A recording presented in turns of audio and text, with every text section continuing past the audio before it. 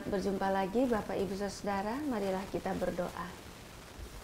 Tuhan, pagi hari ini dan sepanjang hari ini kami berterima kasih untuk kehadiran Tuhan, penyertaan Tuhan, sehingga kami dapat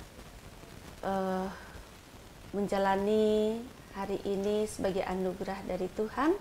Dan kami mohon dengan kami membaca dan merenungkan firman Tuhan, kembali kami diberikan hikmat oleh Tuhan sehingga kami dapat menjalani hidup dengan benar atau mengambil keputusan dan berbuat sesuai dengan yang Tuhan harapkan dari kami.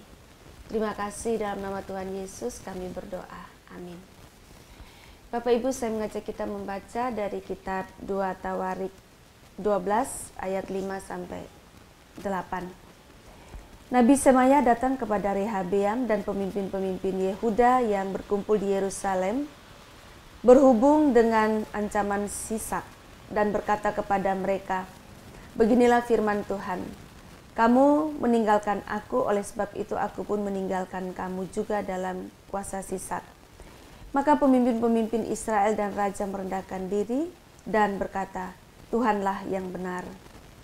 Ketika Tuhan melihat bahwa mereka merendahkan diri, datanglah firman Tuhan kepada Semaya bunyinya, "Mereka telah merendahkan diri, oleh sebab itu aku tidak akan memusnahkan mereka.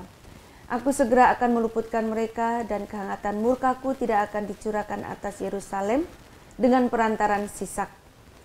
Tetapi mereka akan menjadi hamba-hambanya supaya mereka tahu membedakan antara mengabdi kepadaku dan mengabdi kepada kerajaan-kerajaan duniawi."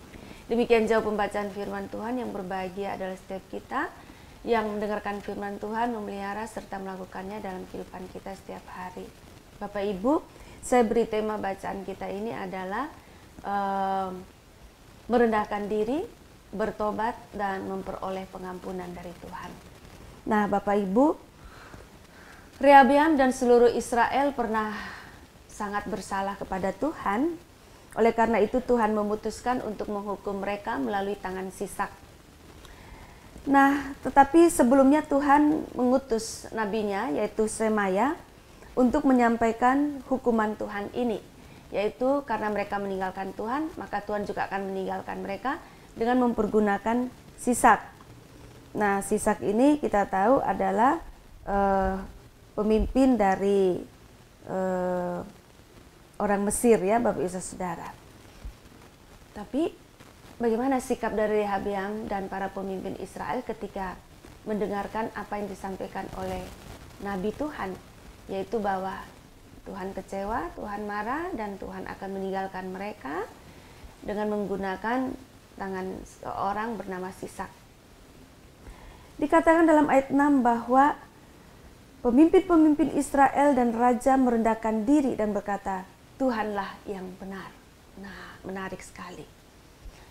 Pemimpin-pemimpin Israel dan raja merendahkan diri dan mengakui bahwa Tuhan benar.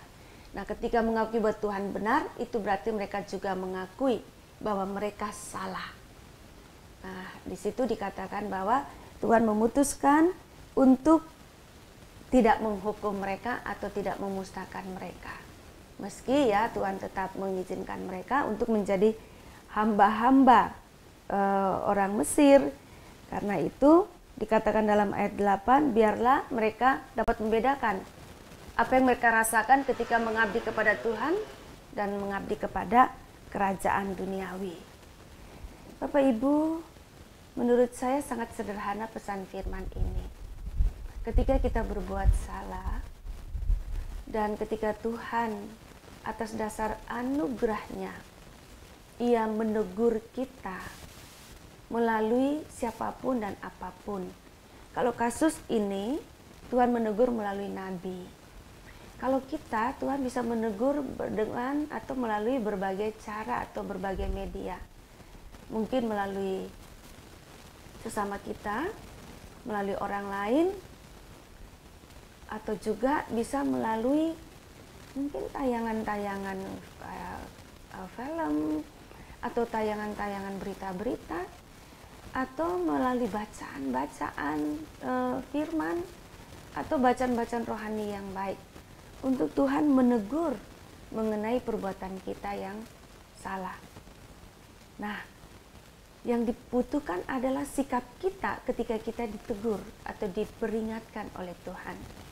Mari kita berkaca dari Raja dan Raja Rehabeam ini dan juga para pemimpin Israel.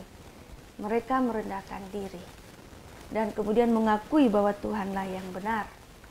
Jadi baik juga Bapak Ibu kita meniru hal yang baik ini. Kita mau merendahkan diri, kita mau bertobat. Dan dikatakan bahwa ya mereka mendapatkan anugerah dari Tuhan. Tuhan batal untuk memusnahkan mereka. Bahkan di dalam ayat 12 dikatakan demikian. Lagi pula masih terdapat hal-hal yang baik di Yehuda. Artinya Tuhan tetap masih memperhitungkan ada hal-hal baik yang ada di Yehuda itu untuk menjadi pegangan Tuhan untuk tetap berbuat baik. Di sini juga mengajarkan kepada kita bahwa di tengah-tengah hal yang buruk bisa saja masih ada hal-hal yang baik. Itu juga yang Tuhan lihat dari diri kita. Maka marilah kita merendahkan diri, kita juga mau bertobat, dan kemudian biarlah kita memperoleh anugerah Tuhan, yaitu pengampunannya. Tuhan menolong kita semua. Amin. Mari kita berdoa. Tuhan, terima kasih untuk Engkau yang sangat baik. Ketika kami salah, Engkau berkenan memperingatkan kami, menegur kami. Kiranya Tuhan, kami mampu untuk merendahkan diri. Ketika Tuhan menegur dan peringatkan kami akan kelakuan kami yang bertentangan dengan Tuhan, lalu kami mau bertobat. Tuhan, biarlah dengan kerendahan hati atau kerelaan merendahkan diri, bertobat, dan kami memperoleh pengampunan dari Tuhan. Terima kasih, dalam nama Tuhan Yesus kami berdoa.